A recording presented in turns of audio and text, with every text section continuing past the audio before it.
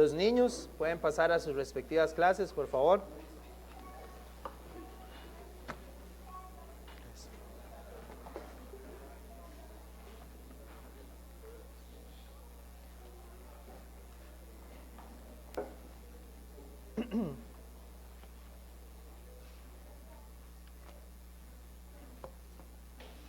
Bien, hermanos, sí, les invito a abrir las escrituras en la primera epístola de Juan. Vamos a buscar primera epístola de Juan, capítulo 3, y a partir del versículo 21.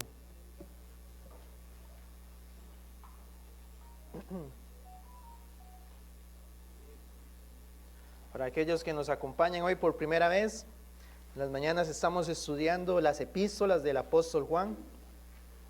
Y hoy estaremos concluyendo el capítulo 3. Hemos ido versículo por versículo estudiando lo que el Señor, ¿verdad?, nos reveló en esta epístola. Entonces vamos a leer a partir del versículo 21 hasta el 24. Dice así la palabra del Señor. Amados, si nuestro corazón no nos reprende, confianza tenemos en Dios.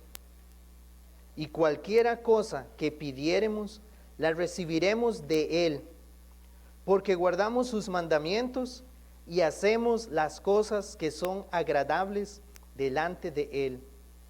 Y este es su mandamiento, que creamos en el nombre de su Hijo Jesucristo, y nos amemos unos a otros, como nos lo ha mandado. Y el que guarda sus mandamientos, permanece en Dios y Dios en él.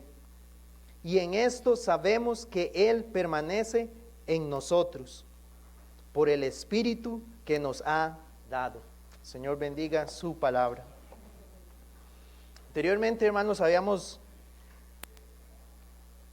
meditado en cuál es el objetivo o el propósito con el cual esta carta fue enviada a la iglesia, a los hermanos en esta región de Asia Menor, y sabemos que era para confirmar la fe, para aquellos que decían ser cristianos pudieran examinarse y a la luz de las verdades que Juan les empieza a recordar, porque era algo que ellos ya conocían, entonces ellos podían evaluarse y examinarse para ver si estaban en la fe. ¿Y esto debido a qué? Bueno, a las situaciones que estaban ocurriendo. Se habían levantado aquellos que decían ser de Cristo, pero que eventualmente se manifestó que no conocían a Cristo. Tenían a un falso Cristo, que no era el de las Escrituras. Y más bien ellos apelaban a un conocimiento elevado, que eso supuestamente era lo que les iba a dar la libertad del Espíritu, una iluminación, en la cual ellos decían todo lo material es dañino y es pecaminoso. Lo que importa es lo espiritual. ¿Y qué les llevaba a eso? A practicar todo tipo de desviaciones contrarias a la palabra. Entonces, al ver que eso estaba ocurriendo dentro de la iglesia, aquellos, ¿verdad?, que en un momento estuvieron con ellos, confesando a Cristo, pero que luego se manifestó que no eran de Cristo. Entonces Juan les escribe a los hermanos, ¿para qué? Para que ellos pudieran descansar en que realmente ellos estaban en la verdad. Y por eso es que Juan hace ese contraste entre los hijos de Dios y los hijos de Satanás, los que están en la verdad y los que están en la mentira, los que son de Cristo y los que son anticristos. Entonces él una y otra vez vuelve a esas verdades, pero que son verdades que deben estar firmes en el creyente, porque permaneciendo en estas, entonces, como vamos a ir viendo, ellos van a permanecer en el Padre y el Padre en ellos. Entonces Juan es claro, Juan les dice, o estamos obedeciendo los mandamientos o están infringiendo los mandamientos, que eso es el pecado, infringir la ley, como ya hemos visto. O estamos en la verdad de Cristo, como les decía, o son aquellos que están en contra de la doctrina de Cristo. Pero Juan lo que hace es exponer a aquellos que son falsos. ¿Cómo? A través de las verdades. Pero a los que son de Cristo, como vamos a ver, el hermano les habla de una manera pastoral, porque muchas veces les dice hijitos míos, queridos hermanos, o como vamos a ver ahorita, amados. ¿Por qué? Porque está el corazón pastoral de cuidar a aquellos que sí son de Cristo. Y como hemos visto muchas veces, el cristiano enfrenta ese momento de duda, como habíamos leído en el versículo 19, hace 15 días, dice, y en esto conocemos que somos de la verdad, y aseguraremos nuestros corazones delante de Él, pues si nuestro corazón nos reprende, que hayamos visto cómo nuestro corazón muchas veces, al pecar contra el Señor, viene ese cuestionamiento. ¿Un cristiano actúa de esa manera? ¿Un cristiano ama la ley del Señor? ¿Usted ama la ley de Dios desobedeciendo en esta área, en el pecado que esté cometiendo? Decía, ¿ama usted a sus hermanos? Porque vea que en la epístola o en el mensaje que Juan envió dice que esa es una marca de los que han tenido nueva vida, amar a sus hermanos. Y puede venir ese cuestionamiento, ¿estoy amando realmente yo a la iglesia del Señor? Entonces Juan decía, si nuestro corazón nos reprende, que entendemos que eso va a ocurrir en el creyente, va a venir esa duda en ciertos momentos, pero como hayamos visto en esa exposición, nuestra salvación está segura en Cristo. A todos los que somos de Cristo podemos descansar en que ninguno de nosotros nos vamos a perder, porque Él ganó esa salvación para nosotros. Pero ¿qué es el problema? Cuando viene esa duda sobre la seguridad de mi salvación y empezamos a dudar, porque la salvación está segura en Él, pero a veces viene ese cuestionamiento de que si seré creyente o no. Y aquí es donde Juan les dice a los hermanos, a los que sí son de Cristo, les dice, mayor que nuestro corazón es Dios. ¿Qué debemos hacer en esos momentos? No mirarnos a nosotros, porque si nos miramos a nosotros mismos, vamos a ver esas falencias y esos pecados. Pero ¿a quién debemos ver? La obra de Cristo, porque Él sí cumplió la ley que nosotros no podemos. Él sí guardó los mandamientos del Señor. Él sí amó a su prójimo, a la iglesia. Y ahí es donde vemos, Cristo, lo que Cristo logró, lo hizo a mi favor. Y por estar en Cristo, mayor que mi corazón, que lo que yo hago es Cristo. Y Dios me ha dado su Espíritu y me ha guiado a Cristo. Entonces, eso es lo que el hermano les recuerda a ellos. Y es lo que nosotros debemos recordar entonces. Apocalipsis 14:2 nos dice que aquellos que son de Cristo, que son de Dios, dice, son los que tienen el nombre del Cordero y el nombre del Padre escrito en la frente. ¿A qué se refiere? A aquellos que tienen la marca de Dios. ¿Cuál es esa marca? Como hemos visto, al Espíritu Santo. Esos son los que le pertenecen al Señor. Habíamos visto que la Biblia nos dice que el Señor conoce a los que son suyos. Por eso podemos descansar en Él. Él nos ha dado esa marca, su Espíritu Santo. También Romanos 8:30. Podemos leer este pasaje, Romanos 8:30. Nos dice así la palabra. Y a los que predestinó, a esos también llamó. Y a los que llamó, a estos también justificó. Y a los que justificó, a estos también glorificó. El apóstol Juan les decía a los hermanos, en el versículo 20 dice que Él, Dios, sabe todas las cosas. ¿Conoce el Señor a los que son suyos? Claramente que sí. ¿Por qué? Porque Él los escogió desde la eternidad.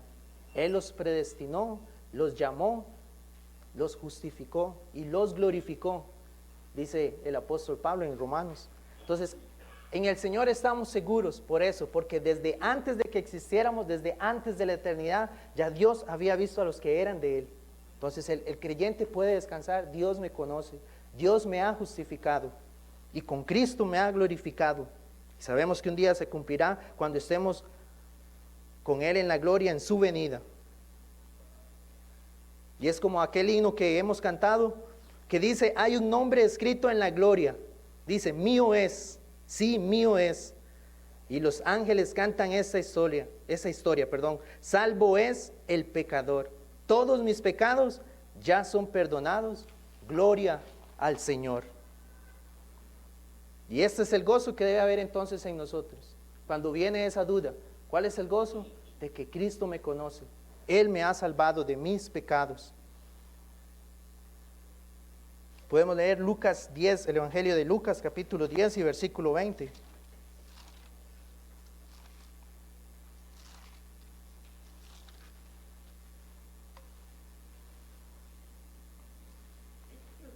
Y quiero comparar este pasaje con lo que dice Mateo 7, 21 al 23. Entonces el de Lucas dice así, pero no os regocijéis de que los espíritus se os sujetan, sino regocijaos de que vuestros nombres están escritos en los cielos. Este es Cristo hablándole a sus discípulos después, en el versículo 17, aquellos a los 70, cuando ellos fueron a evangelizar y regresaron contando todo lo que habían dicho, lo que habían enseñado, perdón. Dice el versículo 17, y volvieron los 70 con gozo. Pero el Señor les dice, no, el gozo de ustedes no debe ser de todas esas cosas que hicieron, sino el gozo de ustedes es de que sus nombres están escritos en los cielos. O sea, de que ustedes son salvos. Ese tiene que ser su mayor gozo. Y es lo que vamos a ver, de que ese es el gozo que debe haber en nosotros también. Porque ya lo que el Señor dice en Mateo 7:21, dice, no todo el que me dice Señor, Señor, entrará en el reino de los cielos, sino el que hace la voluntad de mi Padre que está en los cielos. Muchos me dirán en aquel día, Señor, Señor, ¿no profetizamos en tu nombre? Y en tu nombre echamos fuera demonios, y en tu nombre hicimos muchos milagros. Y entonces les declararé, nunca os conocí, apartaos de mí, hacedores de maldad. Por un lado en Lucas dice que estos regresaron diciendo, los espíritus se nos sujetan, estamos echando fuera demonios. Y aquí en este pasaje en Mateo el Señor dice, van a llegar algunos diciendo eso, echamos fuera demonios, hicimos todo esto. Y Él va a decir, nunca, no fue ni por un momento que sí los conocí y luego dejé de conocerlos, sino que nunca fueron de Él. ¿A quiénes conoció el Señor? Desde la eternidad. A aquellos que Él llamó, aquellos que Él predestinó y escogió. A esos sí los conoció. ¿Y cuál debe ser el gozo de ellos? Que saberse que son perdonados, salvos. Cuando viene esa duda, ¿qué debo recordar? Precisamente esto, la salvación que Él obró para mí, para aquel que está en Cristo. Recordar entonces que debemos en meditar en lo que hemos oído desde el principio. Y en la primera epístola, en el capítulo 1, Juan precisamente les dice esto.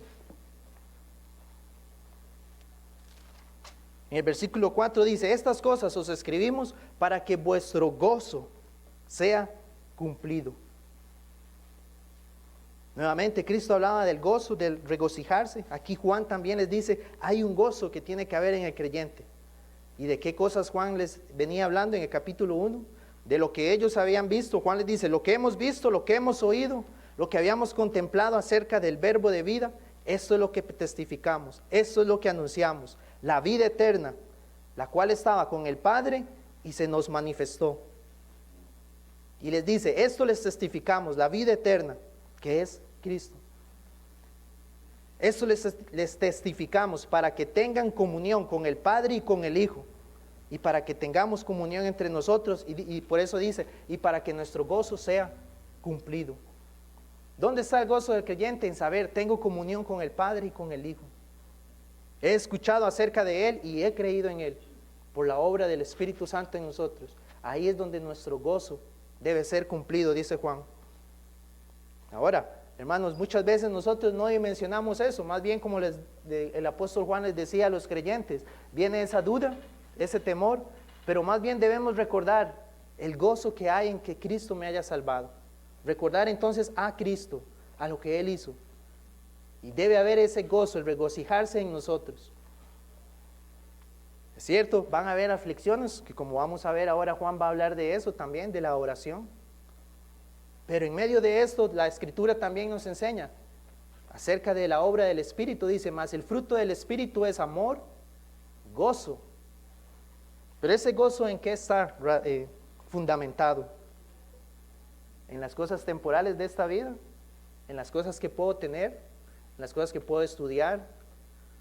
¿En mis sentimientos? ¿En mis emociones? ¿En qué está este gozo? Bueno, es lo que Juan ha hablado, de la vida eterna. Aquello que hemos testificado y que hemos anunciado. La vida eterna que estaba con el Padre y se nos manifestó.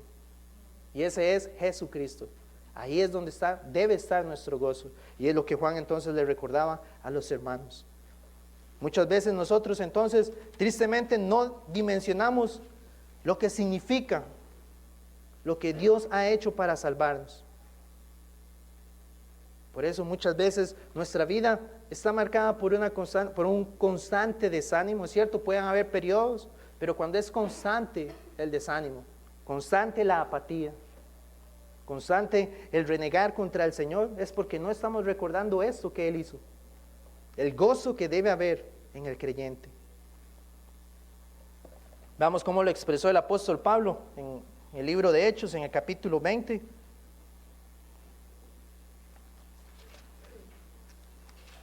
Pablo dijo así, quiero que leamos el versículo 22, dice: ahora, he aquí, ligado yo en espíritu, voy a Jerusalén, sin saber lo que allá me ha de acontecer, salvo que el Espíritu Santo por todas las ciudades me da testimonio. Aquí también vemos la persona del Espíritu. Dice, salvo que el Espíritu Santo por todas las ciudades me da testimonio, diciendo que me esperan prisiones y tribulaciones. Pero era lo que dice el apóstol en el versículo 24. Pero de ninguna cosa hago caso, ni de estas tribulaciones, ni de esas prisiones. De ninguna cosa hago caso, ni estimo preciosa mi vida para mí mismo, con tal que acabe mi carrera con gozo y el ministerio que recibí del Señor Jesús para dar testimonio del Evangelio de la gracia de Dios. Dios había hecho una obra en este hombre. Lo hemos visto en Hechos 19, ¿verdad? Cuando leemos el testimonio de la conversión de Pablo. Y Dios en su llamado le dice, le voy a mostrar cuánto le es necesario padecer por causa de mi nombre. Recordemos que el apóstol, ¿verdad? Bueno, Saulo, antes de que Dios lo salvara, perseguía a la iglesia. Y eso era lo que él creía que era correcto, ¿verdad? Porque él veía a los cristianos como una secta. Pero cuando Dios nos salva y él entiende que todo lo que estaba en el Antiguo Testamento apuntaba y se cumplió en Cristo, y Dios entonces lo envía a los gentiles a predicar el Evangelio, Pablo entendió, y la obra que Dios hizo en él fue: nada en esta vida, ni tribulaciones, ni prisiones, nada de esto se compara, y Pablo luego lo dice, con la gloria venidera que en nosotros ha de manifestarse. Entonces él dice, quiero acabar mi carrera con gozo. Y esto, hermanos, es lo que tiene que haber en medio de la vida nuestra también, del creyente. El cristiano debería ser realmente la persona que tiene el mayor gozo en esta vida. Tristemente, más bien parece que el que está sin Cristo es el que tiene mayor gozo. Muchas veces, ¿verdad? Por todas las cosas del mundo en las cuales basa su gozo, su felicidad. Pero el creyente sabe, puedo estar sin absolutamente nada, pero al tener a Cristo es donde tenemos la mayor felicidad. Pero Dios es tan bueno que en su gracia nos da el sustento y nos provee de las cosas necesarias. Pero todo eso no es nuestra felicidad, es Cristo. Es la certeza de la salvación que Cristo hizo para su pueblo. Esto es entonces donde debe estar nuestro fundamento. ¿Y cómo vamos a vivir? El ejemplo que vemos, lo que Dios hizo en Pablo, sirviendo al Señor, entregado a la obra del Señor.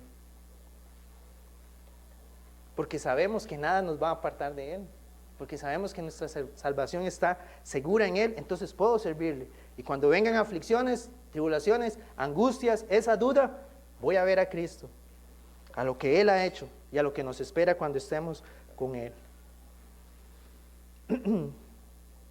Ahora entonces, el apóstol Juan, a partir del versículo 21, les va a hablar de tres cosas a los hermanos. Y creo que no me va a dar tiempo para ver las tres, pero él va a referirse primero a la confianza que debe haber en el Señor. Segundo, les va a hablar sobre la certeza de la oración, que el Señor nos oye y responde. Y tercero, la seguridad de que permanecemos en el Señor y Él en nosotros. Esos son los tres puntos: la confianza en el Señor, la certeza de la oración y la seguridad de que permanecemos en el Señor. Entonces leamos el versículo 21, dice: amados, si nuestro corazón no nos reprende, confianza tenemos en Dios. Como les decía ahora, nuevamente Juan se dirige a la iglesia, a los hermanos, Él ha enfrentado a aquellos, ¿verdad?, que decían ser creyentes y no lo eran, pero cada vez que se dirige a la iglesia, muestra ese corazón pastoral, paterno.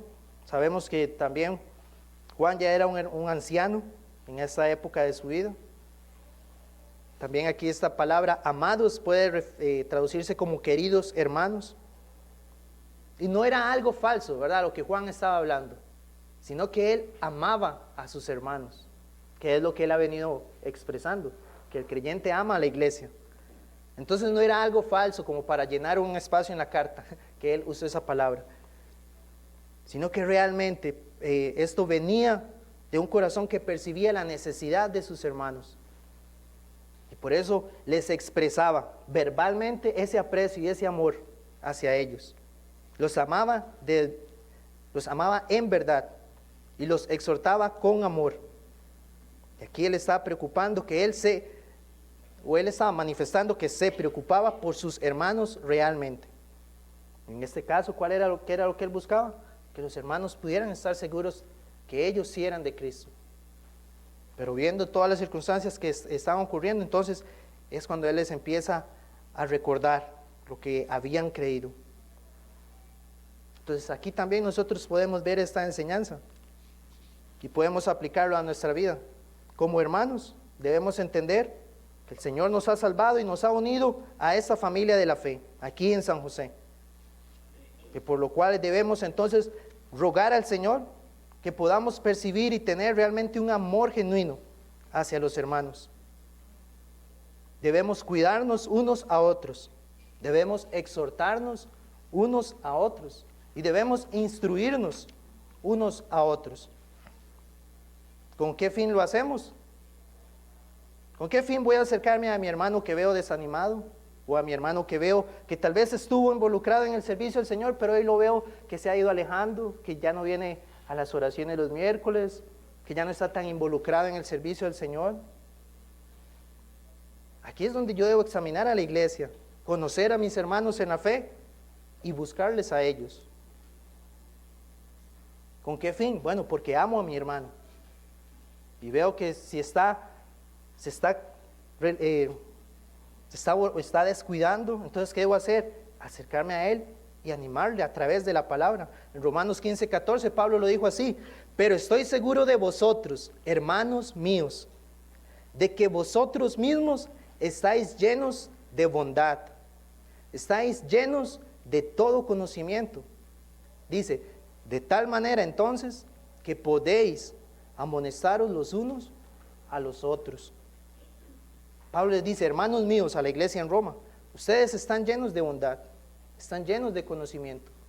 Entonces por eso ustedes pueden actuar. ¿Y qué? Exhortarse, amonestarse los unos a los otros. Como creyentes, esto es lo que el Señor ha hecho en nosotros. Nos ha dado su Espíritu Santo, nos edifica con su palabra, a la cual somos expuestos cada domingo, nos da ese conocimiento. Pero todo esto, ¿con qué fin es? Perfectamente, hermanos, para que nosotros podamos ayudarnos unos a otros.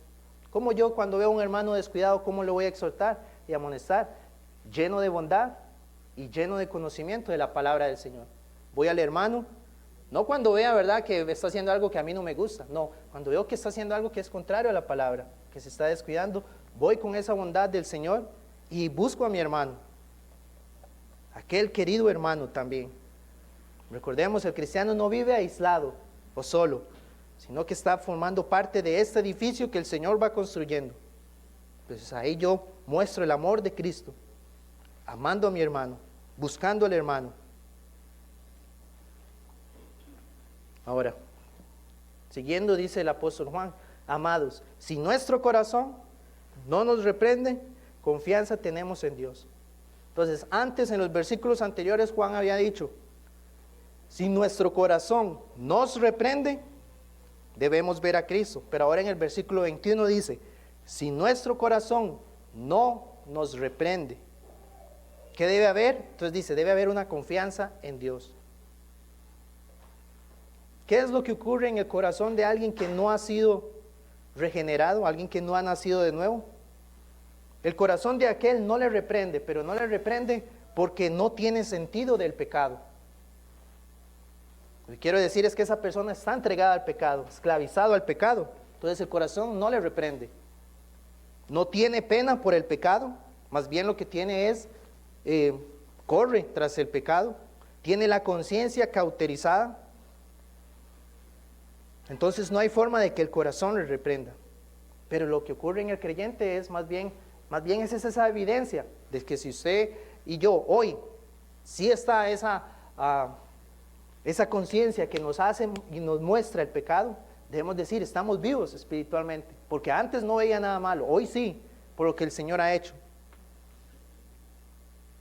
El corazón no regenerado, entonces no va a tener esa lucha. Y según lo que Juan viene hablando, ¿verdad? En el contexto, el corazón no regenerado no va a amar a los demás. O sea, va a ser un corazón egoísta y que busca nada más el beneficio propio. Nada más un ejemplo para tal vez que nos quede más claro. Recuerdo haber visto un programa hace unos días donde las personas solían ayudar a otros, ¿verdad? Salían, en este caso, ayudar de una manera económica.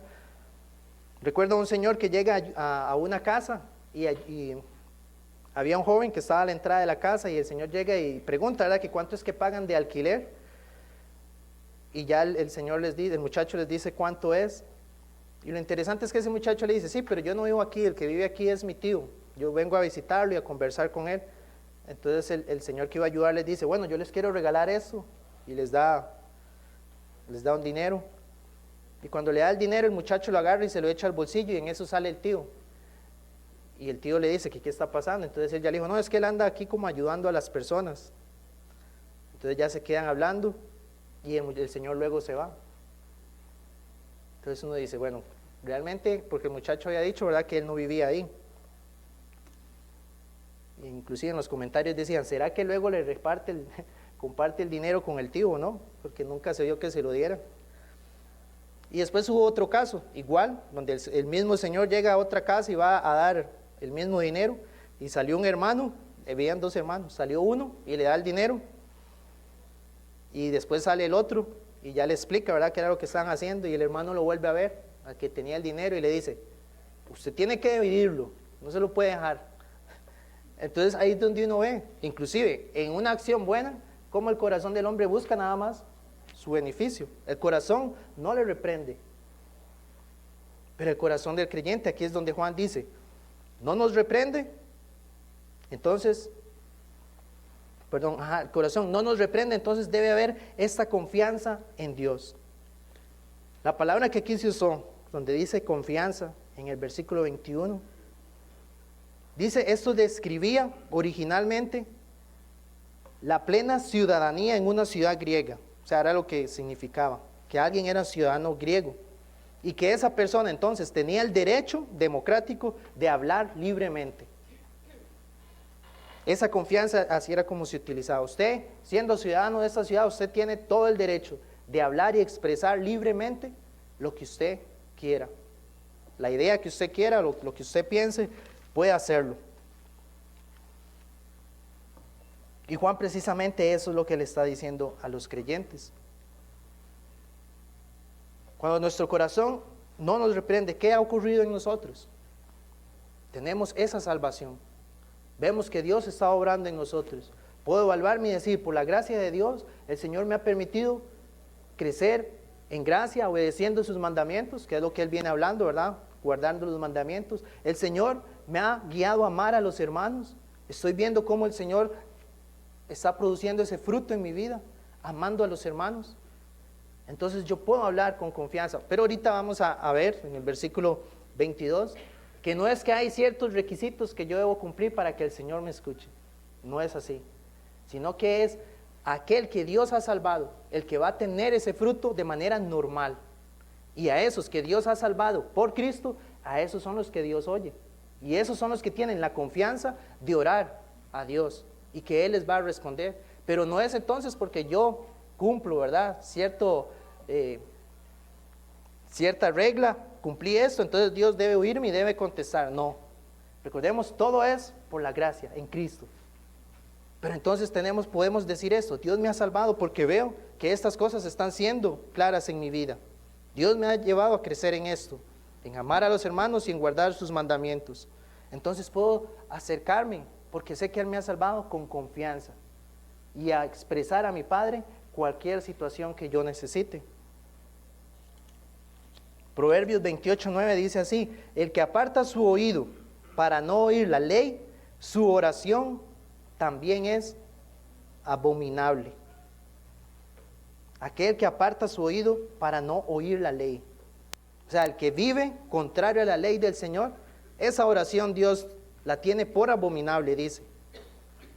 En Hebreos 4:16 dice: acerquémonos pues confiadamente. ¿A dónde? Al trono de la gracia, para alcanzar misericordia y hallar gracia para el oportuno socorro. Esa es la confianza que debe haber en nosotros. Me acerco a Dios. Proverbios 15:8 dice: el sacrificio de los impíos es abominación a Jehová, mas la oración de los rectos es su gozo. Un pasaje como esto, hermanos, debe darnos a nosotros toda la confianza. El gozo del Señor, dice, es la oración de los rectos. Ahora, ¿somos nosotros rectos? Sabemos que no. El único recto es Cristo, el único que ha cumplido todo lo que Dios ha mandado. Pero estamos unidos por la fe a Cristo. Entonces, delante de Dios nuestra oración es recibida con gozo, porque es por medio de Cristo. El Señor se goza en la oración de su pueblo. Yo tengo esta confianza para llegar delante de Él. Ahora, la pregunta es esa: ¿nos acercamos nosotros constantemente con gozo al Señor, teniendo esta confianza de que Él recibe nuestra oración? Eso es lo que debe ocurrir. Tenemos esa libertad de hablar delante de Él. Antes nuestra oración no era escuchada, ni siquiera orábamos, pero hoy sí. Y ahí es donde nosotros debemos magnificar lo que esto significa. El Dios creador de todo lo que existe se digna escuchar mi oración. Y uno dice: ¿cuántas oraciones se hacen a nivel mundial? Pero Dios individualmente recibe mi oración, recibe su oración. Entonces, con esa confianza yo me acerco a Él, por Cristo. Y como vamos a ver ahorita más adelante, Él traerá respuesta a esa oración, a la oración de su pueblo, aquellos que somos de Cristo. La confianza entonces, ¿qué nos hace? Acercarnos a Él. Pero veamos qué interesante, porque el apóstol Juan había puesto un ejemplo, el ejemplo de Caín, que Caín dice que era del maligno, y por eso él no amaba a su hermano. Después que en Génesis 4 se nos da el relato de cuando Caín mata a Abel, en el versículo 14 dice así, en Génesis 4:14 dice: he aquí, después, ¿verdad?, que Dios lo juzga por lo que hizo, dice: he aquí, me echas hoy de la tierra, y dice Caín, y de tu presencia me esconderé. ¿No fue eso lo que había hecho el padre de Caín, Adán?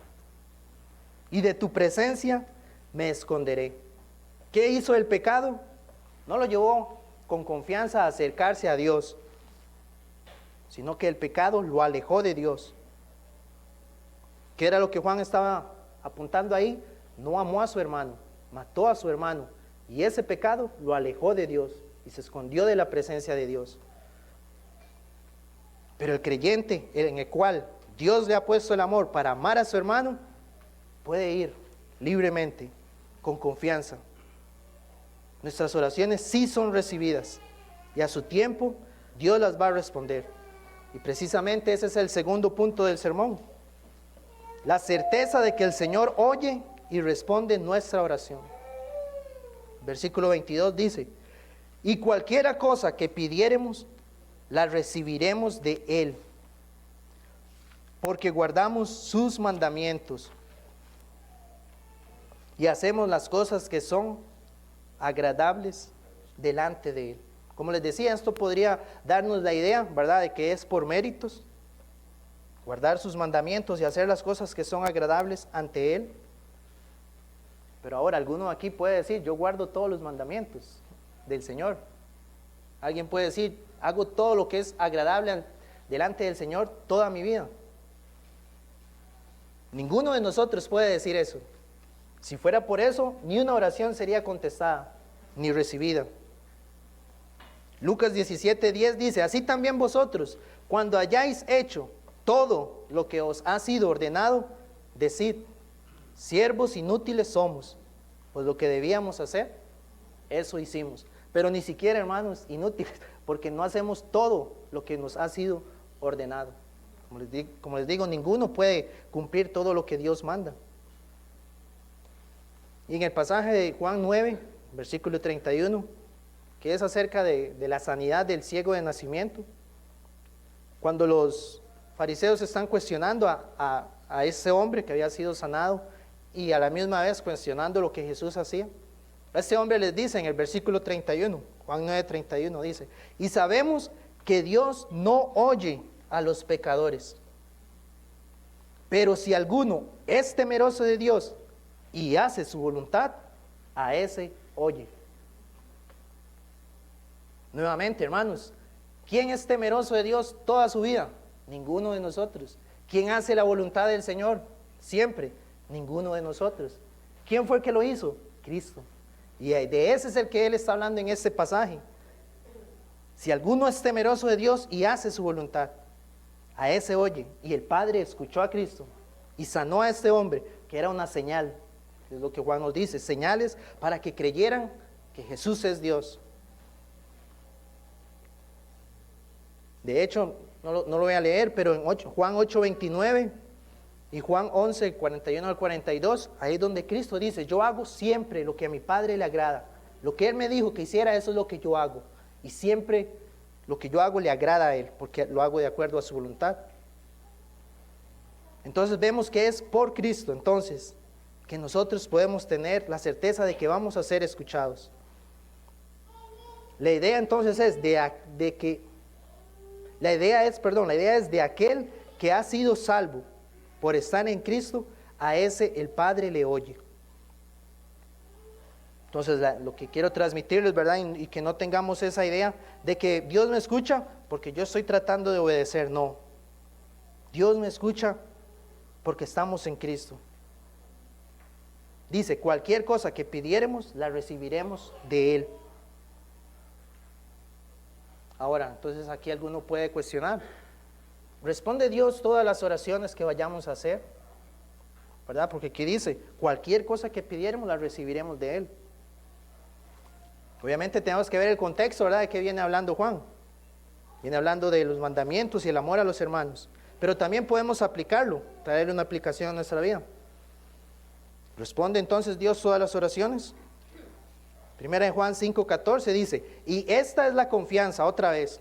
Recuerden que Él siempre vuelve a estos temas. Y esta es la confianza que tenemos en Él, que si pedimos alguna cosa conforme a su voluntad, Él nos oye. Ahora la pregunta es esa, hermanos. El Señor nos oye y responde cuando pedimos conforme a su voluntad. ¿Nuestras oraciones están cargadas de la voluntad de Dios? ¿Cómo conozco la voluntad de Dios? Sabemos que la voluntad de Dios la podemos conocer en su palabra. Por eso Pablo decía, estáis llenos de todo conocimiento.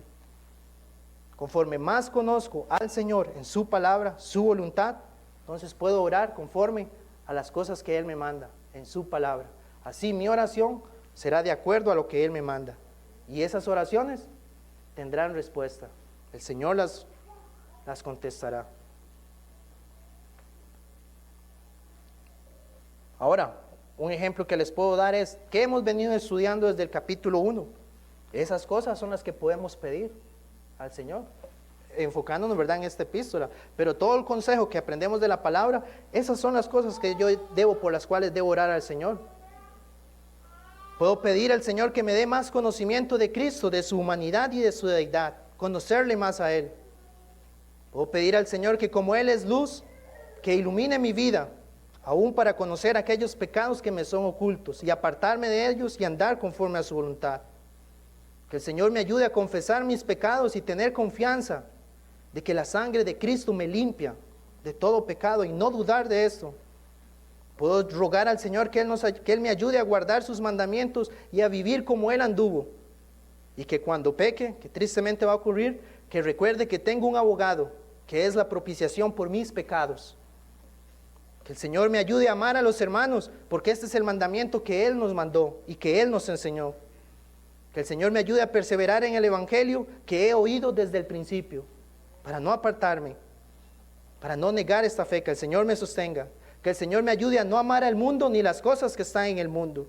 Que el Señor que el Señor me libre de los deseos de la carne. Que el Señor me libre y me guarde de los deseos de los ojos y de la vanagloria de esta vida. Que el Señor me conceda perseverar por su gracia hasta el fin. Que si no es entonces por su misericordia, sería de aquellos que hoy confiesan lo mismo, pero luego lo niegan. Y se manifiesta entonces que realmente nunca lo conocieron. Que el Señor me unja con su Espíritu Santo cada día para que me guíe a Cristo y me haga perseverar en la doctrina de Cristo. Que el Señor me sostenga para que en su venida me acerque con confianza y no tenga que alejarme avergonzado de la presencia de Él.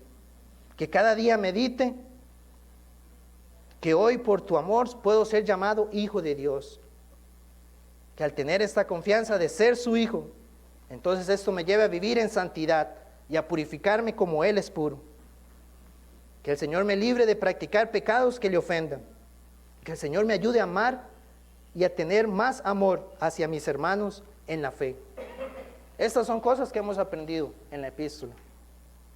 Son cosas por las cuales podemos orar conforme a la voluntad del Señor.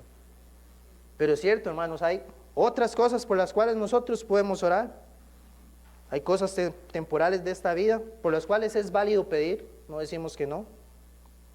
Pero el problema es cuando nuestras oraciones solo están cargadas por las cosas temporales de esta vida. Debemos rogar al Señor que oremos conforme entonces a lo que la palabra nos enseña. Como iglesia debemos orar por hermanos que vemos desanimados o desalentados.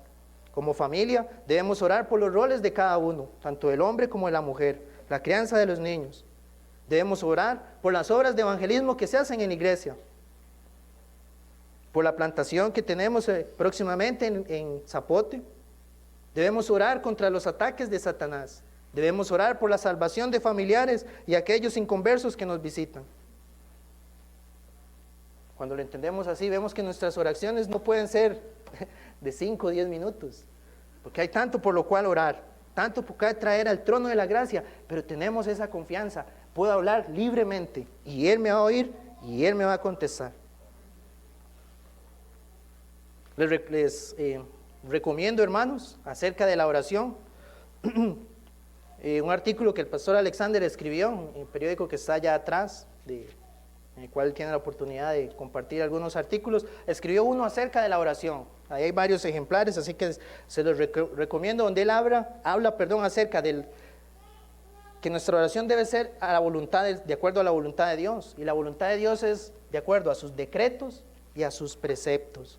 Entonces también debemos orar en esa línea, se los recomiendo para que lo puedan leer. Vamos a dejarlo hasta aquí, hermanos. El tercer punto lo estaríamos viendo la próxima semana, si el Señor lo permite. Nada más les recuerdo, entonces, hoy lo que meditamos fue primero en la confianza, la libertad que tenemos para acercarnos y hablar libremente ante Dios por la obra de salvación que Él ha hecho en nosotros en Cristo. Y segundo, la certeza de que Dios nos oye y va a responder nuestras oraciones cuando son conforme a su voluntad. Amén. Muy bien, vamos a quedar aquí y regresamos a las 10.